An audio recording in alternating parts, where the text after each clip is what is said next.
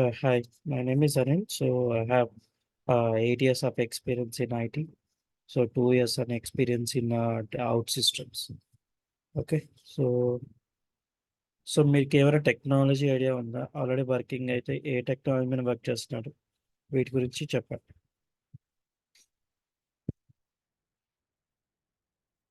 Bharat Venu. Hello. Yes, sir. Experience fresher అని? Fresher, sir. ఫ్రెషరా? Okay. 2020 pass out. Okay. Okay.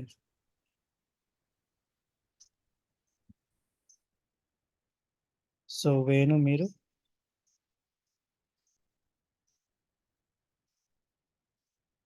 Sir Venu మొబైల్లో ఉన్నాడండి sir, మాట్లాడలేడంట.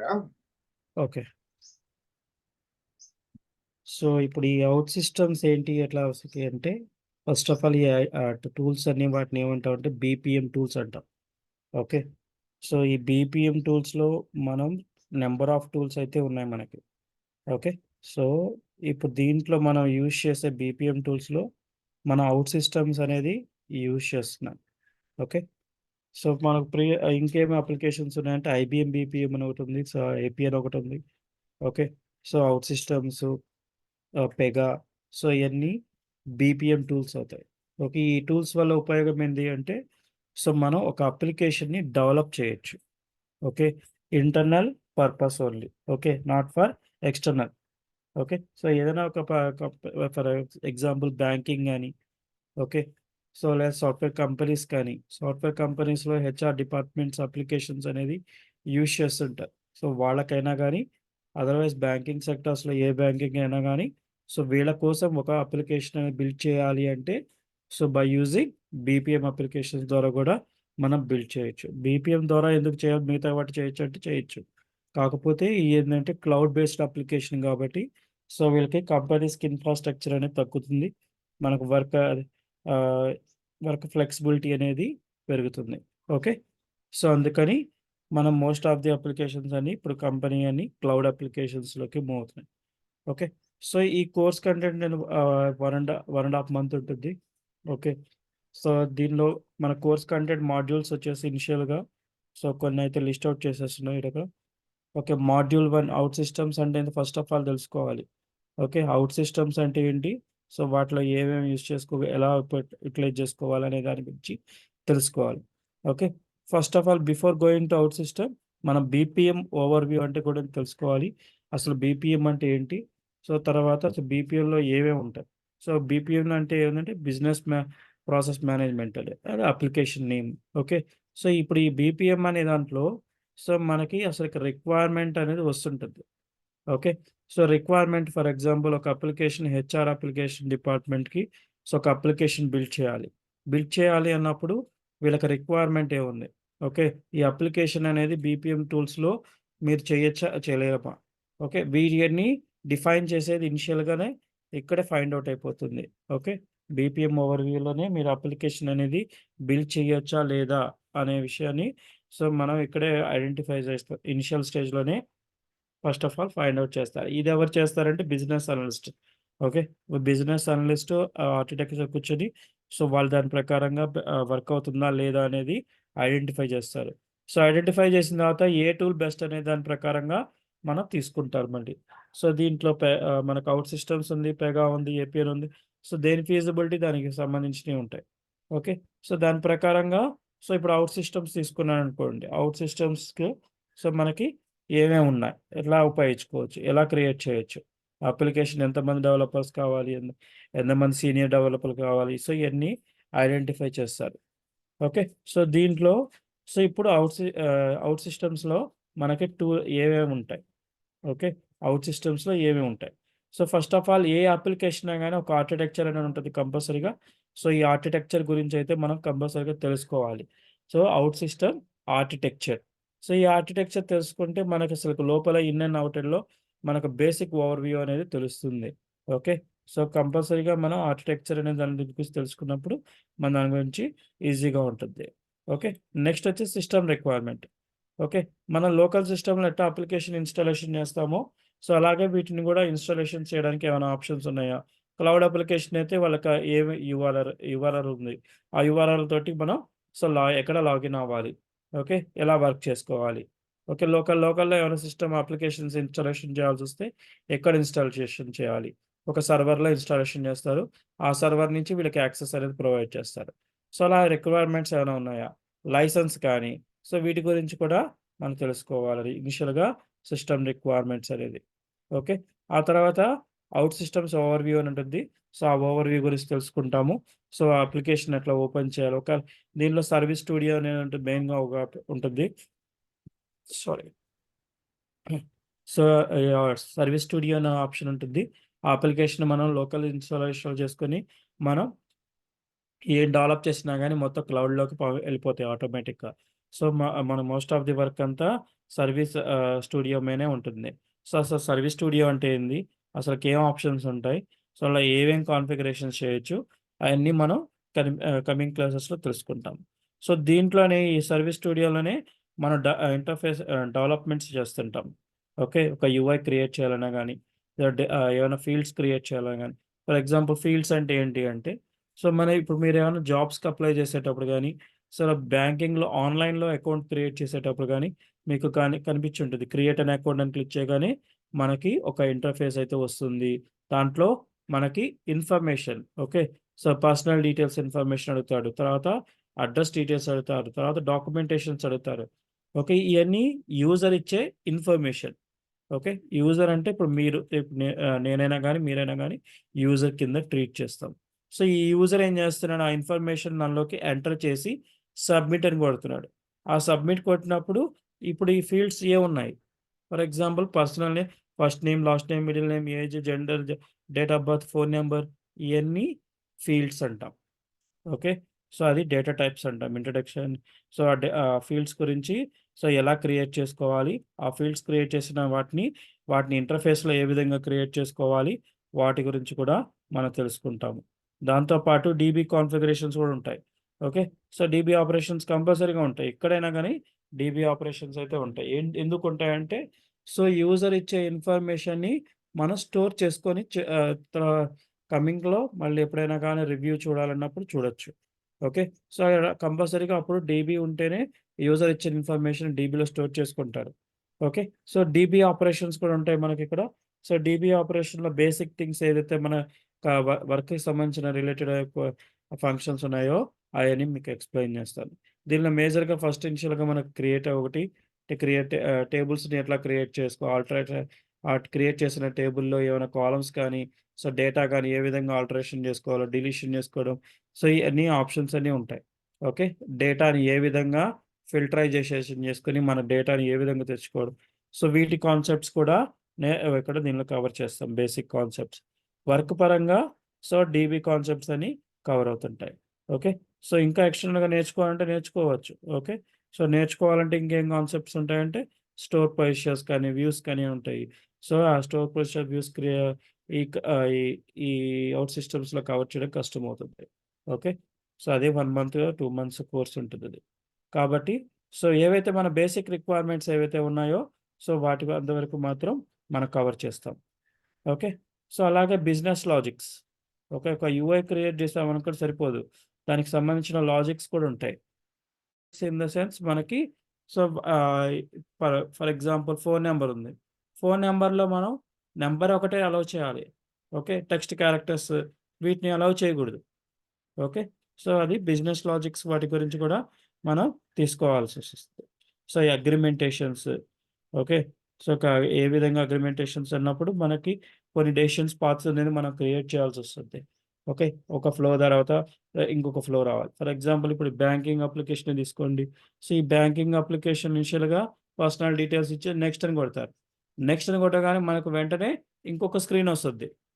Okay. So, దాంతో పాటు కంటిన్యూషన్ ఫ్లోస్ అనేవి ఉంటాయి కదా! సో, వాటిని గూడా మనం ఏ విధంగా క్రియేషన్ చేయాలి, ఆ లాజిక్స్ వాటి గురించి కూడా మనం దీని గురించి తెలుసుకుంటాం మాడ్యూల్ 2లో. Okay. Classes functions okay. So, classes functions అంటే దీంట్లో డిఫరెంట్‌గా ఉంటాయి. సో, వాటి గురించి కూడా తెలుసుకుంటాం. స్క్రీన్స్ క్రియేషన్ చేయడము.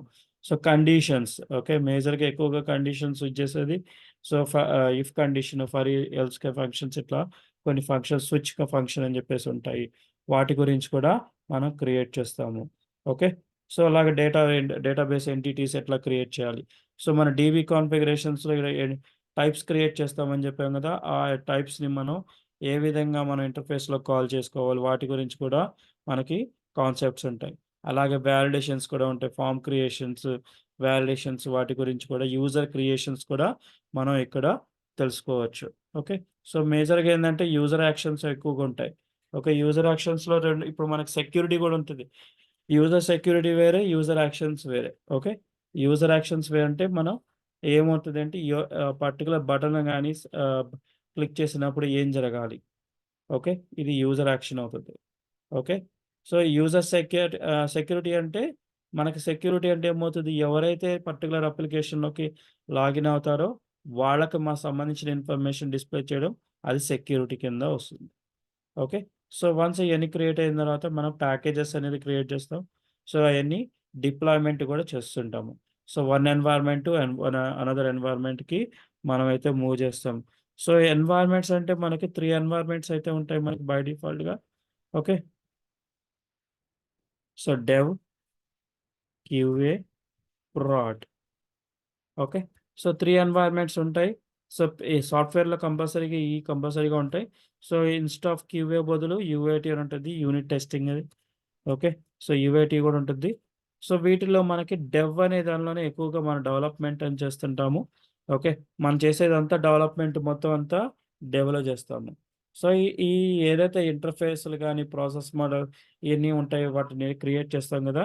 సో ఆ క్రియేట్ చేసిన వాటినన్నిటిని సో టెస్టింగ్ అంతా చేసిన తర్వాత మనం క్యూఏకి మూవ్ చేస్తాం. QA or UAT.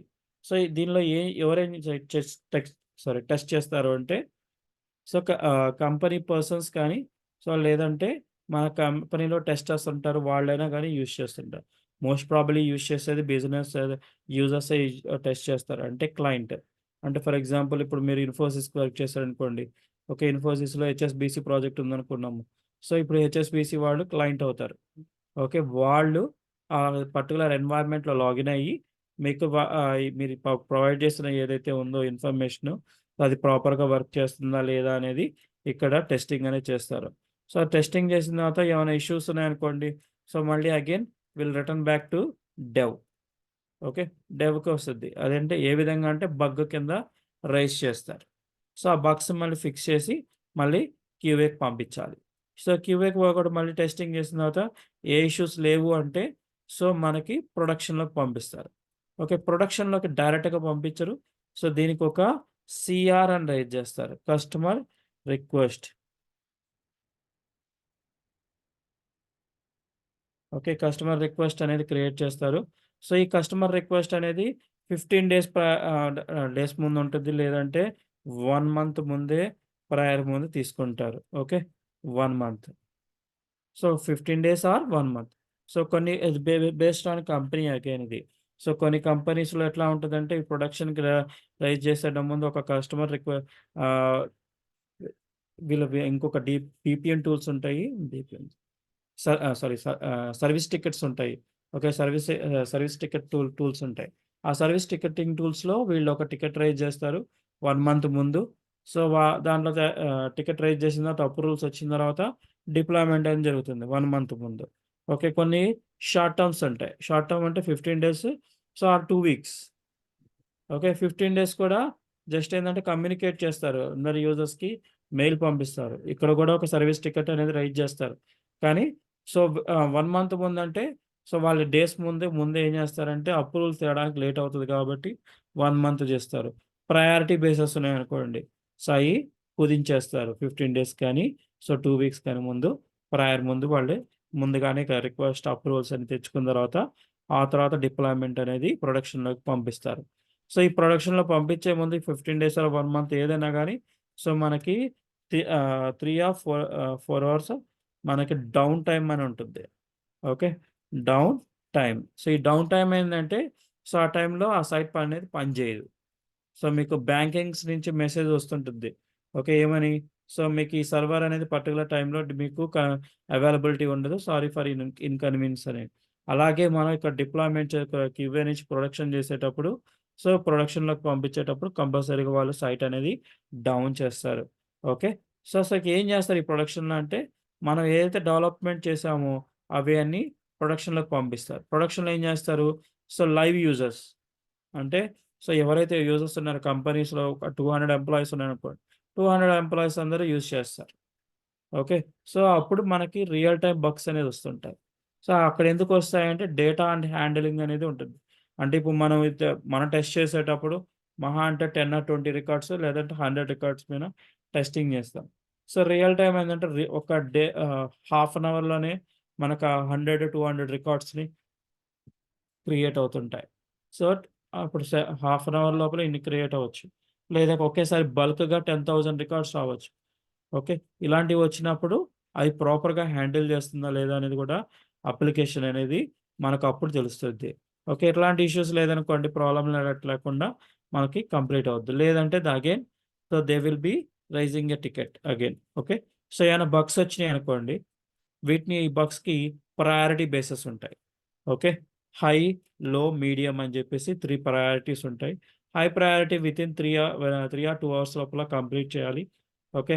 So, medium అంటే కొంచెం మనకి 1 డే అట్‌లీస్ట్ టైమ్ వస్తుంది. ఓకే. సో, లో అంటే మాత్రం సో, అట్‌లీస్ట్ 2, 3 డేస్ మనకి టైమ్ ఉంటుంది. ఓకే. సో, ప్రయారిటీ బేసెస్ అక్కడ. ప్రొడక్షన్‌లో ఇష్యూ ఉందనుకోండి హై ప్రయారిటీ అయితే వితిన్ 2 అవర్స్ ఆర్ 3 అవర్స్ లోపల కంప్లీట్ చేయాలి ఎట్టి పరిస్థితిలో. సో, చేసి మళ్ళీ అక్కడి నుంచి క్యూఏ టు ప్రాడ్. సో, వీటికి డౌన్ టైమ్ అయితే పెట్టాల్సిన అవసరం ఉండదు. ఎందుకంటే మైనర్ చేంజెసే కాబట్టి ప్రాబ్లమ్ లేదు. కానీ క్లయింట్‌కి కంపల్సరీగా ఇన్ఫార్మ్ చేయాలి. సో, ఇలాంటి పర్టిక్యులర్ ఫిక్స్ చేస్తున్నాము.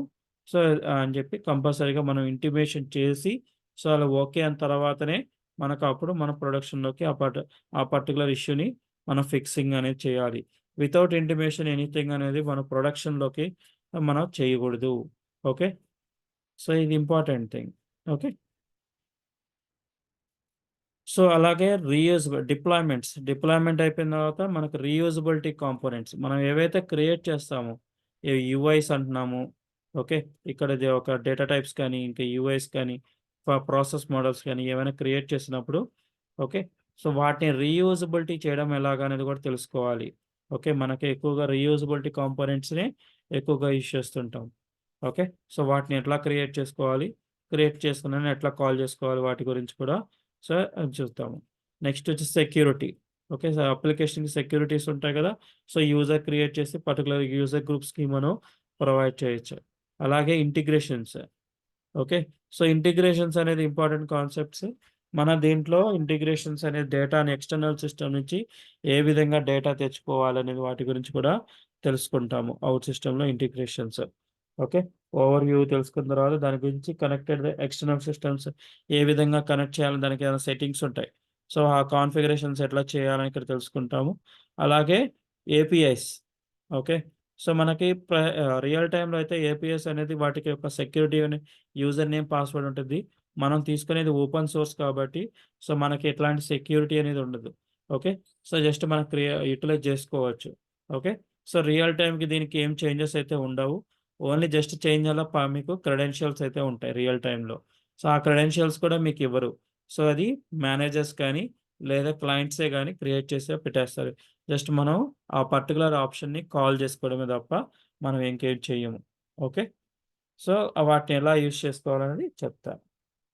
సో, నెక్స్ట్ వచ్చేసి మన డీబీ కాన్ఫిగరేషన్స్ రియల్ టైమ్‌లోకొచ్చేసరికి వాళ్ళ కంపెనీ ఇచ్చిన ఔట్ సిస్టమ్స్ ఇచ్చిన డీబీయే కాకుండా ఎక్స్టర్నల్‌గా డీబీస్ కూడా కాన్ఫిగరేషన్ చేసుకోవచ్చు. అసలు ఏ విధంగా కాన్ఫిగరేషన్ చేయాలో వాటి గురించి కూడా మనం తెలుసుకుంటాం. ఓకే. సో, ఎక్స్టర్నల్ ప్లగిన్స్ కూడా ఉంటాయి మనకి దీంతో పాటు. సో, మనకి ఏమైనా ఎక్స్‌ట్రాగా ఏమైనా పర్టిక్యులర్ ఫర్ ఎగ్జాంపుల్ అవుట్‌లుక్ కానీ, లేకపోతే వర్డ్ డాక్యుమెంట్స్ కానీ ఏమైనా ఇన్సర్ట్ చేయాలనుకోండి, ఎక్సెల్ షీట్స్ సో, ఇలాంటివి కావాలన్నప్పుడు ఔట్ సిస్టమ్స్‌లో డైరెక్ట్‌గా ఉండవు వీటియి. సో, మనం ఏం చేస్తామంటే ప్లగిన్ అనే ఆప్షన్ ద్వారా సో, ఈ ప్లగిన్స్ ఎట్లా ఉంటాయంటే లైక్ మనకి మొబైల్‌లో ప్లే స్టోర్ ఎట్లా ఉంటది చూడండి. మేము మొబైల్‌లో ప్లే స్టోర్ ఉంటుంది. ప్లే స్టోర్‌లో ఏముంటాయి నంబర్ ఆఫ్ యాప్స్ అయితే ఉన్నాయి. సో, ఈ యాప్స్ ఏముంటాయి మనకు దీంట్లో మనకి ఏ యాప్ కావాలో మనం సెర్చ్ చేస్తాం. లైక్ ఇప్పుడు వర్డ్ డాక్యుమెంట్ కావాలనుకోండి లేదా పీడీఎఫ్ ఫైల్ గాని కావాలి. సో ఇప్పుడు పీడిఎఫ్ అని టైప్ చేయగానే మనకు నెంబర్ ఆఫ్ పీడిఎఫ్ మనకు ఆప్షన్స్ అయితే మనకు ప్రొవైడ్ చేస్తాయి యాప్స్ అనేది. సో వాటిలో ఏది మంచిగా ఉంటుందో వాటిని చూసుకొని మనం ఏం చేస్తాం, ఇన్‌స్టాల్ అని క్లిక్ చేస్తాం. ఆ ఇన్‌స్టాల్ అని క్లిక్ చేసినప్పుడు మాత్రమే ఆ పర్టిక్యులర్ యాప్ ప్లే స్టోర్ నుంచి మన మొబైల్‌లోకి వస్తుంది. ఓకే. అలాగే ఇక్కడ గూడా మనం ఏం చేస్తామంటే, సో ఈ ఎక్స్టర్నల్ ప్లగిన్స్ ద్వారా ఏం చేస్తాం మనం, సో ఏం కావాలో సెర్చ్ చేసుకొనేసి మనం దాని పర్టిక్యులర్ ప్లగిన్స్‌ని మనం ఏ ఆహ్, అవుట్ సిస్టమ్‌లోకి తెచ్చుకొని వాటిని యుటిలైజ్ చేసుకుంటాం. ఓకే. సో ఈ విధంగా మనకి ఇంటిగ్రేషన్ కాన్సెప్ట్స్ కూడా ఉంటాయి. ఎక్స్టర్నల్ నుంచి ప్లగిన్స్ కూడా మనం తీసుకోవచ్చు. ఇంటిగ్రేషన్స్ కూడా చేయొచ్చు. ఓకే. సో ఇది నెక్స్ట్ కోడింగ్ బెస్ట్ ప్రాక్టీసెస్ కూడా ఉంటుంది. వాటి గురించి కూడా మనం తెలుసుకోవచ్చు. ఓకే. సో ఇంకా కొన్ని కోర్స్ మాడ్యూల్స్ అయితే ఉన్నాయి. సో అయి కమింగ్ క్లాస్‌లో చెప్తాను. ఈ ప్రెజెంట్ ఇవి. ఓకే. సో ఇంతవరకు ఏమైనా డౌట్స్ ఉన్నాయా?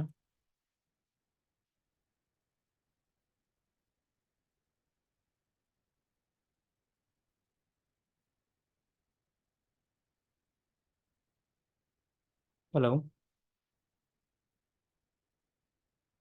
Yes, no maybe.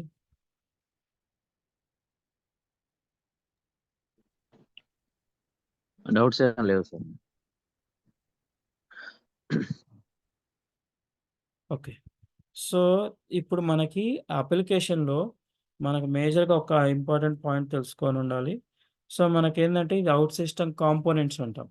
Okay. So out సిస్టమ్స్‌లో మనం యూజ్ చేసేది ఎక్కువగా ఏం చెప్పామంటే service studio. Okay.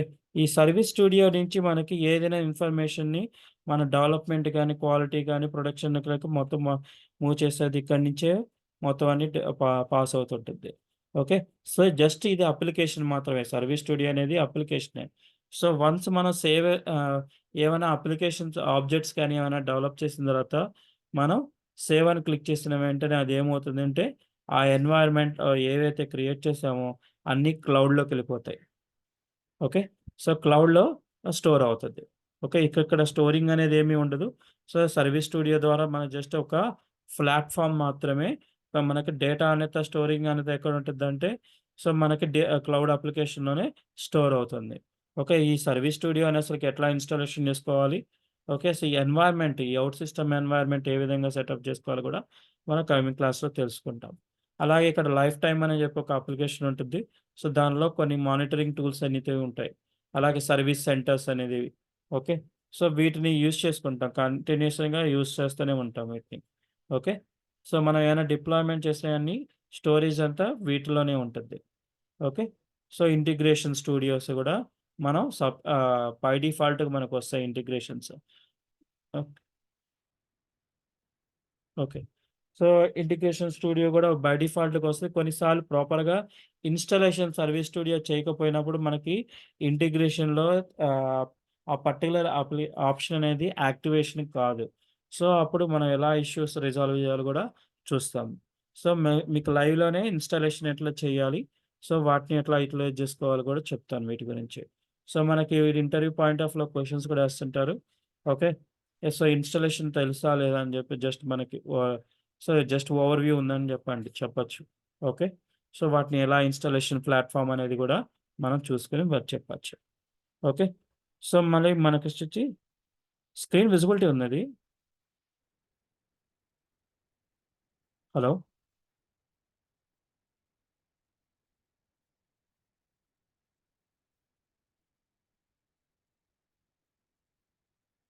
Hello.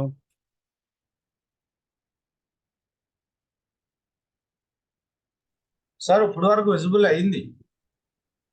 So visible అయింది. నేను వేరే స్క్రీన్ షేర్ చేస్తున్నాను. సో అది అయ్యిందా లేదా నాకు క్వెషన్ వచ్చింది. ఓకే. సో ఇప్పుడు ఔట్ సిస్టమ్స్ సంబంధించిన కాంపోనెంట్స్ టూల్స్ అని విజిబిలిటీ ఉంది ఇది. ఎస్ అండి. సో ఇది ఇప్పటిదాకా చెప్తాను. దీన్ని చూసి ఇందాక కనపడిందా ఇది? Out system components and tools అనేది? కనపడలేదండి. ఓకే. సో ఇది సర్వీస్ స్టూడియో. ఇక్కడ మనకి సర్వీస్ స్టూడియో అని ఉంటది ఇది.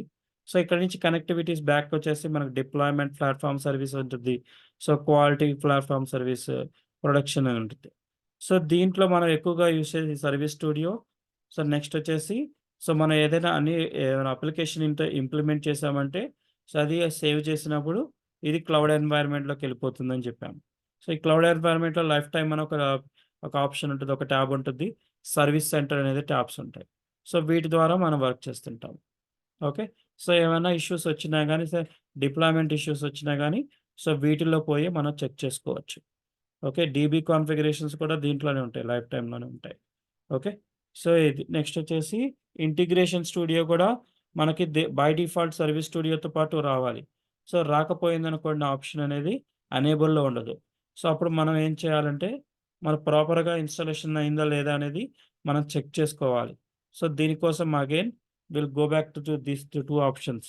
దీనిలో ఎక్కడ మిస్ అయిందని చెక్ చేసుకొని దాని ప్రకారంగా మనం ఇన్‌స్టాలేషన్స్ అనేది చెక్ చేస్తాం. ఓకే. సో ఇది మేజర్‌గా తెలుసుకోవాల్సింది. దీని గురించి ఇన్ డీటెయిల్ కమింగ్ క్లాస్‌లో చెప్తాను. సో నెక్స్ట్ వచ్చేసి application. Okay. So out system మీకు సర్వీస్ స్టూడియో అని చెప్పాను కదా! సో ఈ విధంగా ఉంటుంది మీకు అప్లికేషన్ అవుట్ సిస్టమ్స్ అనేది ఏ విధంగా ఉంటుంది. ఓకే. మీకు బై డిఫాల్ట్‌గా మీరు ఓపెన్ చేసినప్పుడు మీకు ఇట్లా అవుట్ సిస్టమ్స్ అనేది లాగిన్ అని అడుగుతది. సో మన జీమెయిల్ ఐడీతో కూడా క్రియేట్ చేసుకోవచ్చు. సో outsystem.fortnite@gmail.com అని ఇచ్చి సైన్ ఇన్ చేశాను. కానీ ఇది డైరెక్ట్‌గా సైన్ ఇన్ కాదు. సో దీనికి ఎన్వైర్న్మెంట్ అనేది అవుట్ సిస్టమ్స్ నుంచి మనం సెటప్ చేయాలి. ఓకే. సో అక్కడ సెటప్ చేస్తేనే మనకి ఈ లాగిన్ క్రెడెన్షియల్స్ అనేది వస్తాయి. సో వాటి గురించి ఇన్‌స్టాలేషన్ సెటప్ చేయాలనేది సో నెక్స్ట్ డెమో క్లాస్‌లో చూద్దాం. ఓకే. ఇచ్చేసి లాగిన్ అని క్లిక్ చేయగానే మీకు ఈ విధంగా స్క్రీన్ అనేది కనిపిస్తుంది. ఓకే. ఇక్కడే మనకి లెఫ్ట్ హ్యాండ్ సైడ్ టాప్ కార్నర్‌లో ఎన్వైర్న్మెంట్స్ అని ఉంటుంది. సో ఇక్కడ ఎన్వైర్న్మెంట్స్ ఏది కావాలంటే వాటిని చూస్ చేసుకోవచ్చు. మనం క్రియేట్ చేసిన ఎన్వైర్న్మెంట్స్ చూడాలంటే ఎన్వైర్న్మెంట్స్ అని క్లిక్ చేసామంటే అండి సో అది ఆహ్, ఆహ్, క్రోమ్‌లో ఓపెన్ చేస్తుంది. ఓకే. సో మనకి అప్లికేషన్ అనేది ఫ్రంట్ ఎండ్ ఉంటది కానీ, సో లాగిన్స్ అన్ని మొత్తం ఎక్కడ ఉంటాయంటే, సో టోటల్‌గా మనం లాగిన్ అయ్యేది క్లౌడ్ అప్లికేషన్ అనేది ఇక్కడే ఉంటుంది. సో జస్ట్ మనం ఇన్‌స్టాలేషన్ చేసుకోవాల్సిందేంటంటే సర్వీస్ స్టూడియో. ఈ సర్వీస్ స్టూడియో ఇన్‌స్టాలేషన్ చేసుకొని జస్ట్ మన కనెక్టివిటీ ఇచ్చామనుకోండి, సో అది కనెక్ట్ అయిపోయి మనం చూడొచ్చు. ఓకే. సో ఇక్కడ అప్లికేషన్స్ క్రియేట్ చేయాలన్నా గాని, సో ఇక్కడ న్యూ అప్లికేషన్ అని ఉంటుంది. సో దీన్ని క్లిక్ చేసామనుకోండి, సో అప్లికేషన్ క్రియేట్ చేయడానికి మనకు ఆప్షన్స్ అయితే ఉంటాయి. సో ప్రెజెంట్ అయితే మనకు నంబర్ ఆఫ్ ఆప్షన్స్ ఉంటాయి. చూడండి ఇక్కడ ఫ్రమ్ స్క్రాచ్ ఉంది. ఫ్రమ్ మ్యాప్ అని ఉంది. సో ఫ్రమ్ మ్యాప్ అంటే ఏందంటే ఆల్రెడీ అప్లికేషన్ అని రెడీమేడ్స్‌గా ఉంటాయి. సో వాటిని కావాలన్నప్పుడు వాటిని సెలెక్ట్ చేసుకొనేసి నెక్స్ట్ అని క్లిక్ చేసుకొని, సో వాటికి సంబంధించిన ఆప్షన్స్ అన్ని సెలెక్ట్ చేసుకొని మనం డిప్లాయ్ కొట్టేసామంటే మనకి అప్లికేషన్ అనేది ఓపెన్ అవుతాయి. ఓకే. ఓకే. సో ఇక్కడ చూడండి మనకి ఏ మాడ్యూల్ కావాలి. సో బ్యాంకింగ్, ఆర్డర్ మేనేజ్మెంట్ ఇట్లా నంబర్ ఆఫ్ ఆప్షన్స్ అయితే ఉంటాయి. సో మనకి ఈడ స్క్రీన్ ప్రివ్యూ కూడా ఉంటుంది. సో ఇన్‌స్టాల్ అని క్లిక్ చేయగానే మనకి అది ఇన్‌స్టాల్ అయిపోద్ది. లేదు నాకేం తెలీదు ఇప్పుడిది. ఓకే. సో నేను ఫస్ట్ నుంచి ఫ్రమ్ స్క్రాచ్ అని చేస్తాను అనుకోండి. ఓకే. ఫ్రమ్ స్క్రాచ్ నుంచి కావాలంటే, సో ఫ్రమ్ స్క్రాచ్ అని సెలెక్ట్ చేసుకొనేసి నెక్స్ట్ అని క్లిక్ చేస్తాం. ఇక్కడ మనకు నంబర్ ఆఫ్ ఆప్షన్స్ అయితే ఉంటాయి. ఓకే. సో ఇక్కడ మనకి యూజ్ చేసేది ట్రెడిషనల్ వెబ్‌సైట్ అనేది ఓల్డ్ రియాక్టివ్ వెబ్‌సైట్ అని ఉంటుంది. ఓకే. మనం ఇప్పుడు ఈ రెండిట్లో ఏదైనా యూజ్ చేసుకోవచ్చు. ఇప్పుడు రియాక్టివేషన్ వెబ్ పేజ్ అని సెలెక్ట్ చేసుకొని నెక్స్ట్ అని కొడుతున్నాను. నేమ్ అడుగుతది. అప్లికేషన్ డీటెయిల్స్ ఇచ్చేసి క్రియేట్ అని క్లిక్ చేయగానే మనకి యాప్ అనేది క్రియేట్ అవుతది. తర్వాత మాడ్యూల్స్ క్రియేషన్ చేయాలి. ఓకే. సో ఈ విధంగా ఆప్షన్స్ అయితే సో మనకు అవుట్ సిస్టమ్స్‌లో ఉంటాయి. Okay. So before going to that మనం ఏందంటే కొన్ని ఇన్ఫర్మేషన్ తెలుసుకోవాలి. సో అవి నెక్స్ట్ క్లాస్‌లో చెప్తాను. సో ఇంతవరకు ఏమన్నా డౌట్స్ ఉన్నాయా?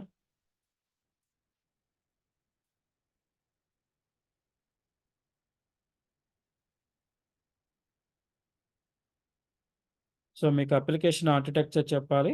సో అది అప్లికేషన్ ఆర్కిటెక్చర్ చెప్పిన తర్వాత సో మీకు నేను అవుట్ సిస్టమ్స్‌లోకి ఎంటర్ అవుతాను. ఓకే.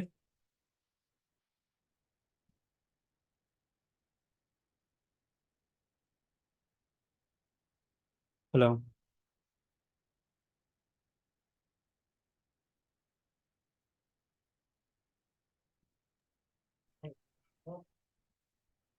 ఇంకేమైనా డౌట్స్ ఉన్నాయా? Yes, sir. Harith, Swathi.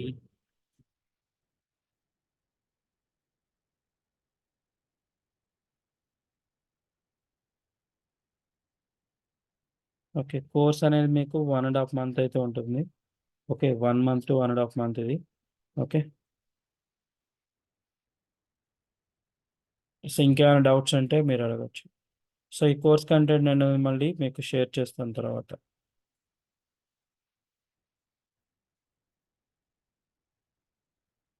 So, హరిత, స్వాతి మీరు ఆల్రెడీ వర్కింగా లేకపోతే ఎలా తెలుస్తుంది?